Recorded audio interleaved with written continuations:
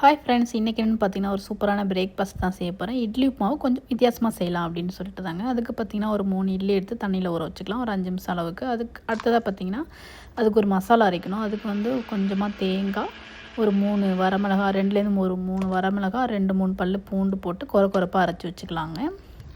அடுத்தா பார்த்தீங்கன்னா இட்லி ஒரு 5 நிமிஷம் அளவுக்கு நல்லா தண்ணியில் ஊறி ரெடியாக இருக்குது. இதை வந்து நல்லா மேஷ் பண்ணி வச்சுக்க போகிறேன். நல்லா உதிரியாக நம்ம மேஷ் பண்ணி வச்சுக்கலாம். சூப்பராக இருக்குங்க இந்த இட்லி உப்புமா. அந்த தேங்காய், அந்த பூண்டுலாம், அந்த மசாலா அரைச்சிருக்கோம்ல, அதை போட்டு நம்ம மிக்ஸ் பண்ணி சாப்பிடும்போது செம்ம டேஸ்ட்டாக இருக்கும். கண்டிப்பாக நீங்கள் ட்ரை பண்ணுங்கள், ரொம்ப நல்லாயிருக்கும். அடுத்தா பார்த்தீங்கன்னா தாளிக்கிறதுக்கு அடுப்பில் ஒரு பேன் வச்சுட்டு, அப்புறமா பார்த்தீங்கன்னா 2 ஸ்பூன் அளவுக்கு கடலப்பருப்பு, அடுத்ததாக கடுகு தாளிக்கிறதுக்கு ரொம்ப ஈஸி தான், நம்ம உப்புமாவை தாளிக்கிற மாதிரியே தான்.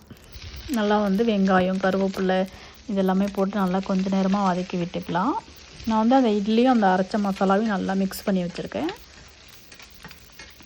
இப்போ பார்த்திங்கன்னா கொஞ்சம் ரொம்ப நேரம் வதக்க வேண்டாம். வெங்காயத்தை கொஞ்சம் நேரமாக வதக்கி விட்டுட்டு பார்த்திங்கன்னா நம்ம இட்லி அந்த மசாலாலாம் போட்டு வச்சுருந்தோம்ல, அதை போட்டு நல்லா மிக்ஸ் பண்ணி கொடுத்துக்கலாம். கொஞ்சமாக உப்பும் போட்டு மிக்ஸ் பண்ணிக்கலாங்க. நான் இன்றைக்கி நல்லெண்ணெய் ஊற்றி தாளிச்சிருக்கேன், ரொம்ப டேஸ்ட்டாக இருக்கும்.